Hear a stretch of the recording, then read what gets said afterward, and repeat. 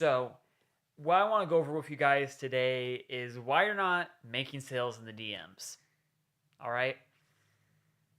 Why you're getting ghosted. Why people who are asking buying questions to you, why are they not buying? And it's probably a lot more simple than you can even realize. But I'm going to go over what I've learned by selling in the DMs. I am by no means an expert. I just know a couple of tips and tricks that can hopefully take you from closing close to 0% and get that, pump those numbers up, right? So the number one thing when it comes to selling in the DMs is you don't want to close too hard. When you're doing sales face to face or over the phone or on Zoom, you can option close. You can do harder closes and you can get away with it because they're there.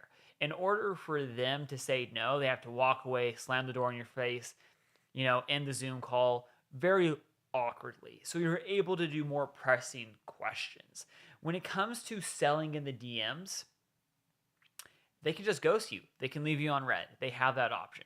Now, before we go into how exactly to get around that, please, if you haven't already, subscribe to the channel. It makes a huge difference in helping me find entrepreneurs just like yourself who are trying to grow their businesses and invest the profits. So when it comes to overcoming those objections in the DMs and actually closing, you usually want to do a really soft close or a really soft option close. So would it be better for you, or would it work better for you to get a payment link to sign up, or do you want to hop on a call?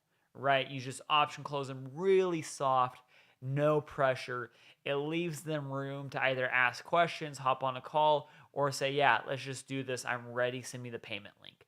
But before we even get there, and hopefully you clicked on this video because of the thumbnail, if you are getting people who are asking for the price right away, or they're coming out and saying, hey, how do I work with you? Or hey, what's the price? Or where do I sign up? The number one mistake that I see, especially clients make, is they will automatically right away just send the sign up link, the payment link to the prospect. Now, you never want to do this, even if they are interested, because 9 times out of 10, they're going to ghost you. And you are giving them the power. You are not controlling the frame of the situation. You're also not really giving them a lot of reasons to buy from you. And it might seem counterintuitive, but you actually want to start by asking them some questions. Oftentimes, I love to just pop through a quick voice note. It's what we do a lot if you're at Laney Media. It makes it really easy for them to feel open, to hear your voice, to feel the customality. And especially in the beginning as you're growing your business, this isn't something that's super scalable to do, but you really want to do the things that are unscalable because it makes a huge difference in building customer loyalty and really increasing your close rate, which is what you really want to do in the beginning. So just popping through a quick voice now, hey, super excited, really interested in working with you. Just out of curiosity, what made you interested in this offer, right? Or interested in working with me? And really, you're just asking a disarming question. You're not asking them to sign up right away. You're trying to gather more information. Because at the end of the day, people don't buy because they understand your product. They buy because they know that you understand what their problems are better than they do, right? That you can understand them and you know what the solution is, especially when we're talking about like agency owners, coaches, consultants, things that online service providers, things of that nature, right? They want to hire you because you are the expert. And in order to do that, to communicate that you understand their problems better than they do, you have to ask questions. Now, this is, it seems simple. It seems incredibly, stupidly simple to ask questions, right? Like, why on earth wouldn't you ask questions? And it should be a super easy thing to do. But this is like between our sales reps, between clients, it's the number one thing that people blow past, especially on sales calls. But it's like even more in the DMs, right? They just blow right past it. They go right to, yeah, this is the offer. This is how much it costs. This is what I can do for you, right? Here's the link to sign up. And they think they did a great job because they wrote everything out and explained it in a message that's written down. But the truth of the matter is, that's not the case. And when you look fundamentally at like why people buy, going back to the fact that, they understand that their problems better than they do, that what the solution is, and that you're going to be able to help guide them. You're going to be their master Yoda. You also have to make them feel like Luke Skywalker, right? You have to guide them on the journey. And this starts at the sales process, not just when they become a client, but this starts as a lead from social media, right? You have to act as the more mature individual, the adult in the room. And when you do that, it really allows you to not only build a relationship with your prospect, but it allows you to gain their confidence in a way that you just can't in a lot of other settings. Now, the trick is, and like the really hard thing is, especially when you're selling in the DMs, is you want to have the sales call now. You want to have the sale now. You want to have the money in your bank account now.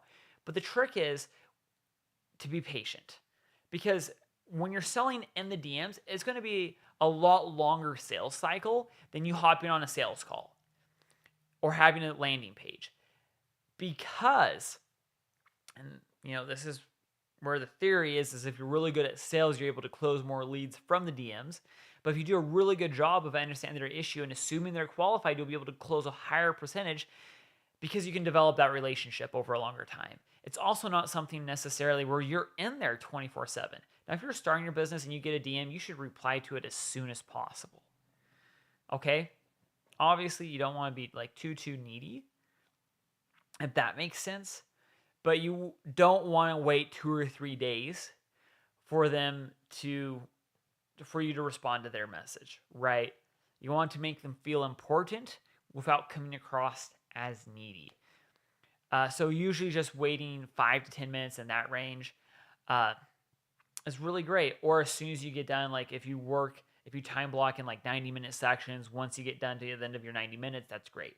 But the reason why you want to also get back to them as soon as possible is, again, this longer sales cycle, you want to condense it down as much as possible. But at the end of the day, it's going to be longer because you don't know what their schedule is. You don't know how long it's going to take for them to reply. It's not like a one-way conversation or two-way conversation here where it's live and they're giving you feedback and you're asking questions, right? You ask them a question, it goes across the internet, it goes in their inbox, they're at work, they're not going to answer until they get off work, or maybe until they're done with a client call or whatever. So when you look at like time to response, that is a huge deal in seeing how long your sales cycle is going to be.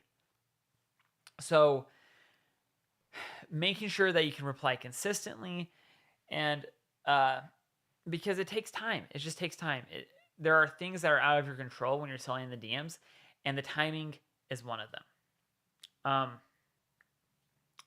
The other thing that you want to make sure that you're doing when you're selling in the DMs, again, and at Laney Media, and especially like on my wife's account, Kendall Laney, we push the vast majority of leads to book a call. Just because we can communicate clear, we can do a little bit of discovery in the DMs, make sure they're qualified so we're not wasting each other's times. But then we can just pitch a lot better, we can close a lot better if we can get them to a call. It's also a micro commitment.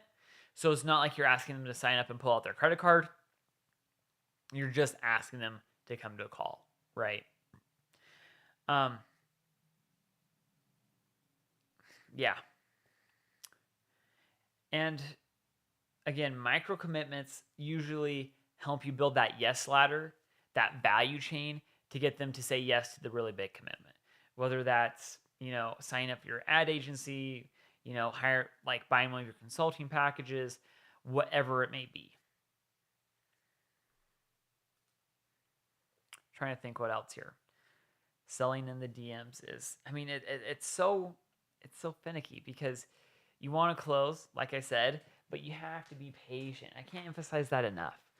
And it also depends, like, where the lead came from. If they're coming from like a CTA off of a reel, they might not be as solid as if they came from like a CTA off of a story, right? Because typically followers view your stories versus non-followers viewing your reels. So you have to weigh that into account as well when you're pitching in the DMs. And it also depends on what your Instagram strategy is and where your leads are coming from.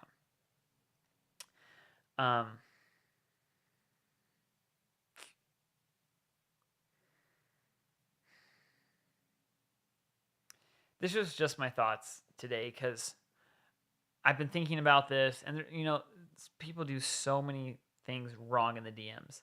But like the biggest one is literally just like I said earlier, just sending the link. So if you can avoid that, you're gonna solve most of your problems. And the more questions you ask is just gonna set you up better if you are gonna pitch in the DMs.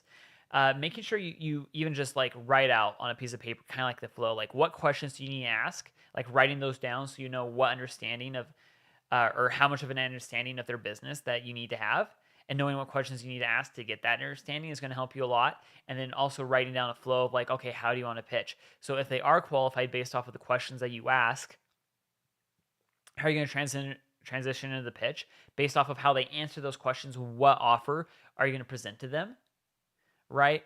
And I would never just send like one super long message. I would kind of like break it up.